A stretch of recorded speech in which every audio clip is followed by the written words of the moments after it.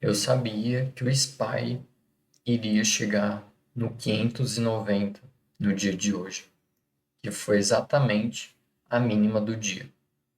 Bom, eu não sou vidente, eu não consigo prever o futuro, mas o gama me dizia, me mostrava, na verdade, que a maior concentração de gama era exatamente nos 590. Quer entender o que é o gama e como que ele funciona? Segue no vídeo.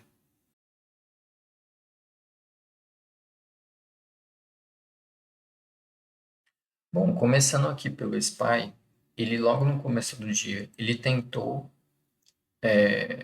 se valorizar, ele tentou dar uma valorizada, porém como ontem e na sexta-feira, ele caiu forte logo no começo do dia, chegando no alvo baseado no Gama, que era os 590.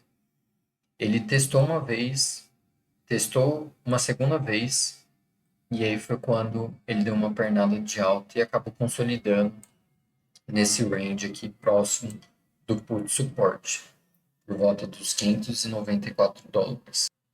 O QQQ, por outro lado, já abriu em gap de baixa, ele caiu forte no começo do dia. E de novo, para o QQQ, o Gama me mostrava que os 510 era o alvo para o QQQ no dia. Ele testou uma vez, testou duas vezes e subiu, acabou consolidando aqui próximo do 1 day min, tá? No preço de 513 dólares. Olhando para a Microsoft, nós vemos que o ativo abriu um gap de baixa, tentou segurar aqui na Call Resistance, tá? Que é uma gamma wall. Então, ela age como suporte ou resistência.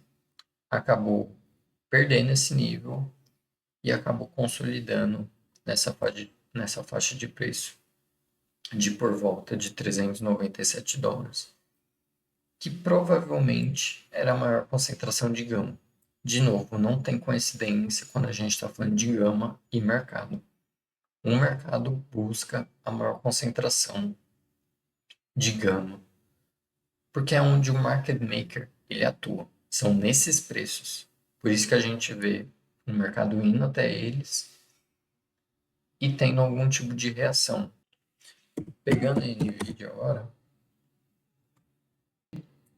caiu forte no começo do dia, respeitou esse nível de 125 dólares e acabou consolidando aqui nessa faixa de preço, finalizando aí próximo dos 126 dólares.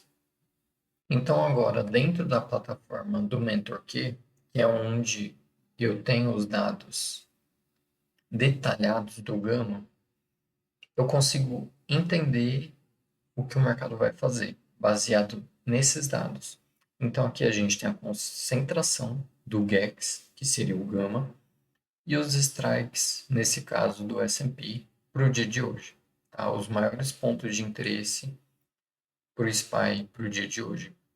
E claramente a gente vê que a maior concentração de gama era exatamente os 590, que foi a mínima do dia.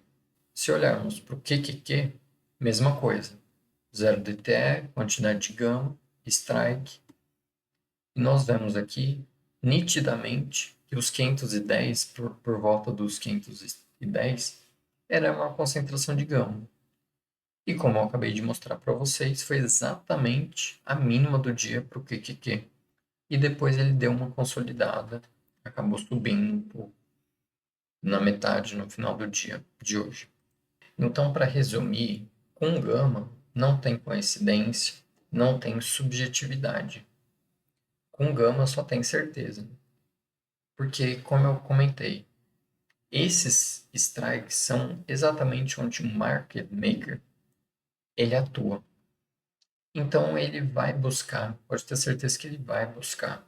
É lógico que não funciona 100% das vezes, nada funciona 100% das vezes. Às vezes ele extrapola o nível do gama, às vezes ele chega próximo, mas 80%, mais de 80% das vezes, é exatamente onde que o ativo vai chegar. Olhando para os próximos dias, tem aqui o GEX, a quantidade de gama, para o dia de amanhã, dia 26, para o dia 27 e para o dia 28, que seria o final da semana. Então a gente vê aqui que os 515 para o dia de amanhã é um nível interessante e por enquanto tem a maior quantidade de gama. É lógico que a gente precisa amanhã de manhã olhar para ver se isso mudou. Provavelmente isso vai mudar. Para o dia 27, basicamente a mesma coisa. Já para o dia 28, que é o final da semana, a gente vê que a gente poderia tá subindo aí para os 521, no caso.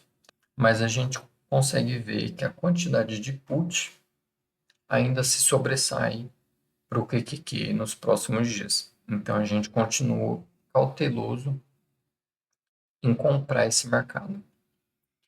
Se você gostou, se você tem interesse de ter esses dados na tela do seu computador, tem um link abaixo.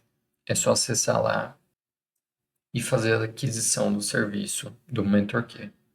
E se você tem curiosidade e quer que eu olhe algum ativo em específico no dia de amanhã, é só mandar nos comentários que eu vou estar olhando para você.